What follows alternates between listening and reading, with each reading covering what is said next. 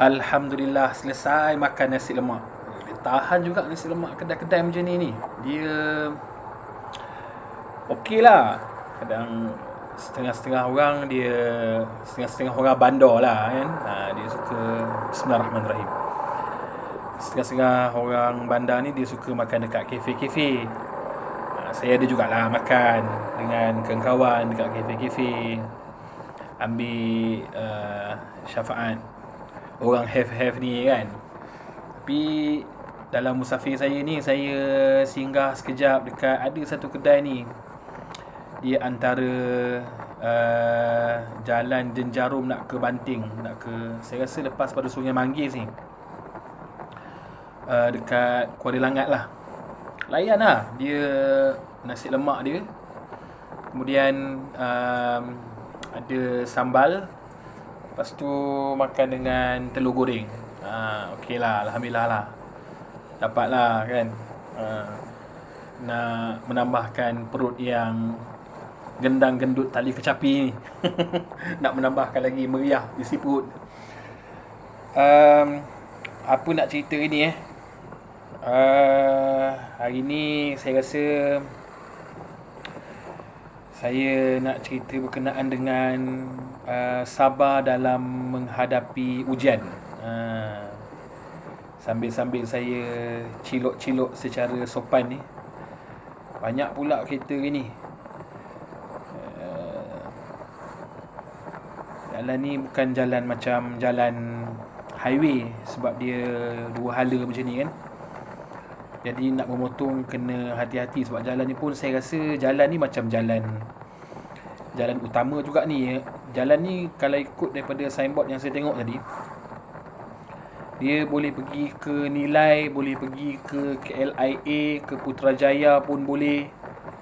Sebab saya tak buka Waze ni, saya main mengikut Bismillahirrahmanirrahim. Cilok sebelah kiri sikit. Minta maaf Abang Luri tak laluan. Terima kasih. Jalan ni dia boleh menghala ke Putrajaya juga. So kalau saya nak balik menghala ke rumah saya pun boleh lah ni.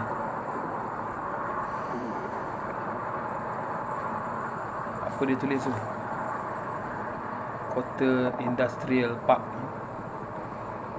Mana-mana kawan saya yang orang belah-belah sini ni, orang belah-belah Banting ni, tahulah area-area sini ni. Jalan sini tak berapa nak elok lah saya tengok. Mungkin sebab banyak lori-lori besar lalu kan. So nak kena careful. Banyak saya tengok kat berita, lepas tu dekat YouTube pun banyak kenaan dengan rider-rider terutamanya lah yang bertayar dua macam saya ni. Langgar lubang, kelanting, masuk longkang. Inna lillahi wa inna ilaihi rajiun. Ui, ngeri bang. Yelah kadang-kadang macam baru-baru ni ada rider yang bawa makanan tu kan. Ya kawan tu kita faham lah, memang lah laju. Sebab nak mengantar pesanan. Lepas tu nak balik semula, nak kejar trip. Jadi kadang-kadang dengan laju tu tak perasan juga lubang lah, apa benda lah. Kadang-kadang dekat yelah nak cerita pun tak kena. Kadang kita rasa lubang-lubang tu ada mungkin dekat tengah-tengah jalan. Tapi kadang-kadang tengok dekat bahu jalan, tepi jalan tu pun ada juga macam pecah. Jadi bila tayar tu masuk dalam tu, elok nongamnya. Tu yang buat terpelanting tu. Jadi ikut mana pun kita naik kenderaan ni, macam saya cakap masa mula-mula first saya dengan bambam begitulah, kita baca doa, tawakal pada Allah. Safety gear jangan lupa pakai lah. Yang kawan saya yang naik motor ni, naik kereta tak ada masalah lah. Kalau naik kereta pakai helmet, itu bukan nak pergi kerja tu, nak naik ke bulan tu. Tapi kalau yang naik motor tu, saya cadangkan pakailah safety gear. Invest lah sikit. Bukan untuk orang kata menunjuk-nunjuk, itu untuk kita punya keselamatan kan. Doa satu hal, lepas tu persiapan kita pun nak kena ada. Belilah glove. Saya pun pakai glove. Walaupun nak pergi dekat-dekat pun setakat insya-Allah lah. Tapi kalau sekadar nak bawa anak pusing-pusing taman, tu saya tak pakai lah. Tapi kalau nak pergi kerja, sebab jarak daripada rumah saya nak pergi office pun dalam 25 km satu hala, so memang saya akan pakai lah. Glove wajib pakai lah, glove dan juga jaket. Tapi jaket tengok pada keadaan lah. Kalau saya nak ride jauh-jauh sikit, saya pakai lah. Tapi sebenarnya elok memang nak kena pakai jaket tu, sebab cover kita punya belakang, dada, lepas tu siku, arm kita ni kan, lengan. Tapi glove memang wajib pakai lah, sebab tangan kita ni kalau jadi apa-apa pada masa kita bawa motor ni, ialah wal-iyazbillah min zalik, siapa nakkan musibah? Tak ada siapa yang nakkan kemalangan dan sebagainya, jatuh. Tapi kalau Allah takdirkan macam tu juga, setidak-tidaknya mudah-mudahan dapat kurang sikit lah dia punya kesan tu kan. Sebab saya sebelum ni, alhamdulillah lah, setakat saya dah pakai, dah berkawan dengan si Bambam ni, alhamdulillah. Dan kalau boleh, alhamdulillah tu minta Allah jadikan kekal lah, insya-Allah. Tak naklah jadi apa-apa. Setakat ni saya belum ada apa-apa musibah lagi dengan si Bambam ni, insya-Allah. Tapi saya pernah juga terpeleok tangan kiri saya ni. Terpeleok tu bukan apa, sebab masa nak masuk dalam kawasan pagar rumah tu, dia kawasan pagar rumah saya tu dia macam menaik tercongek sikit lah. Jadi masa tu lepas hujan, jadi licin. Jadi kasut yang saya pakai tu bukanlah kasut yang proper untuk ride, sebab saya baru balik pada kerja. Jadi dia licin. Licin tu jadi macam terpeleot sikit. Jadi si Bambam ni macam nak dah macam nak terbaring lah, macam nak tergolek dah sebelah kiri. Jadi saya pun reflect lah. Jadi saya, tangan kiri saya tu saya tahan handle tu, tak nak bagi dia jatuh. Kat sebulan jugalah dia punya penangan sakit tu kan. Rasa mula-mula tu kebas juga, saya ingatkan dah patah, tapi takkanlah patah sebab tahan. Tapi Bambam ni berat pada saya lagi, dah 200 kilo lebih dia ni. 220 kilo kot si Bambam ni. Makan ni bukan main, dia nak 97 ni dia nak lah. Kan sikit-sikit komen-komen tak mahu. Nak Italian dengan Jepun ni sekali boleh lah telan nasi lemak kan. Jadi merasa jugalah saya, sekarang saya rasa sengal-sengal dia. Saya dah check hospital, Alhamdulillah tak adalah retak, crack tak adalah. Cuma apa dia panggil, ligament, mungkin tisu-tisu ni banyak yang koyak belah dalam ni.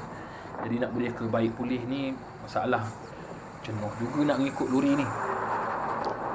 Kena cari kesempatan yang elok sikit lah nak potong dia ni. Sebab jalan macam ni, kalau jalan highway dia sedap sikit, banyak ruang kita ni. Jadi jalan-jalan macam ni kadang-kadang di samping kita nak tengok, alhamdulillah ada sikit ruang lah. Di samping kita nak tengok trafik daripada depan, nak tengok juga kiri kanan kan, sebab jalan ni kiri kanan ada rumah kan. Jadi ada pula kadang mungkin yang daripada kanan nak masuk, daripada kiri nak masuk, so kena careful. Okey, balik cerita kita tadi, nak cerita berkenaan dengan sabar menghadapi ujian.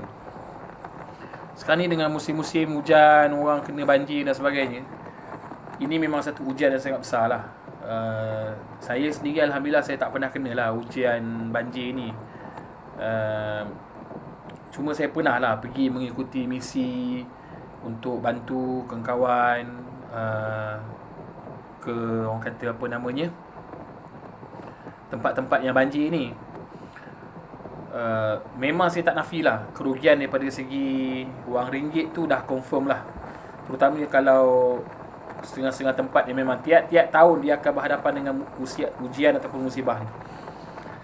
Tu antara contoh bentuk musibah lah. Kemudian sakit, gagal dalam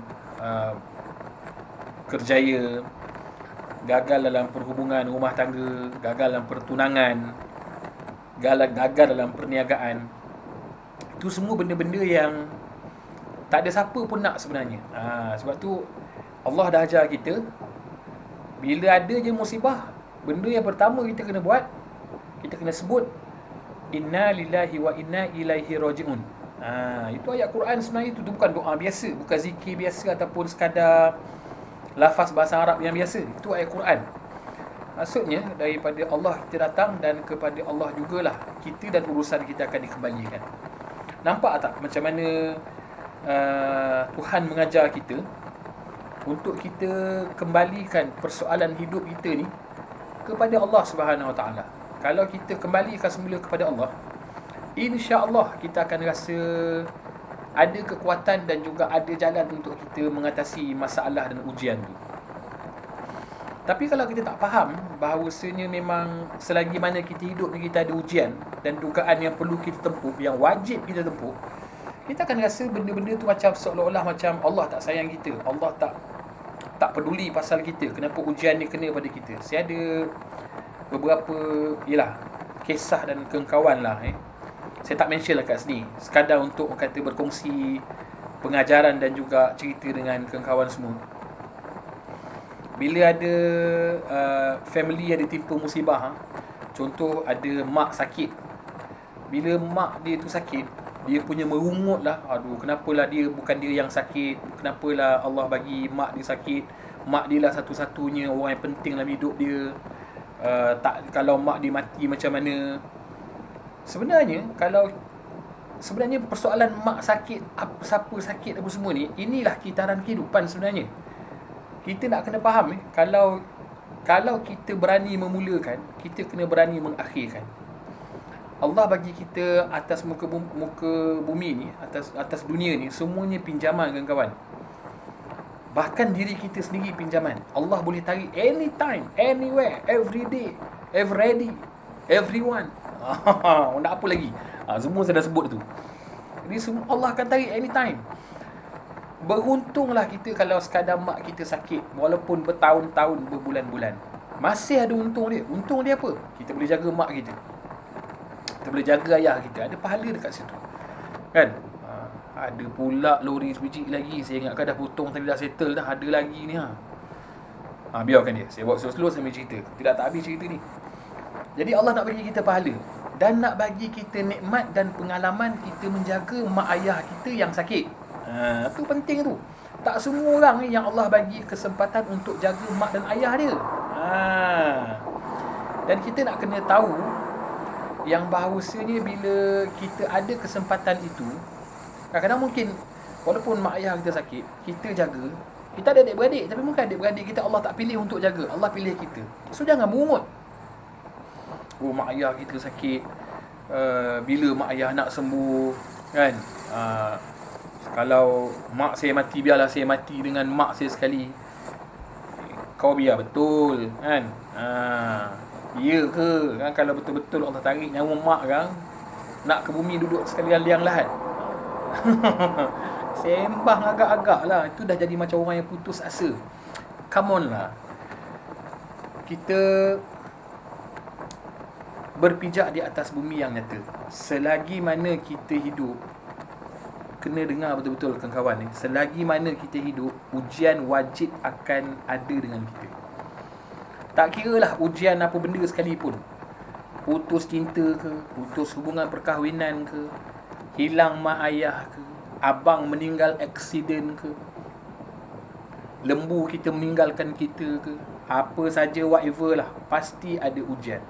Kalau kita tak nak ada ujian dalam hidup, senang je.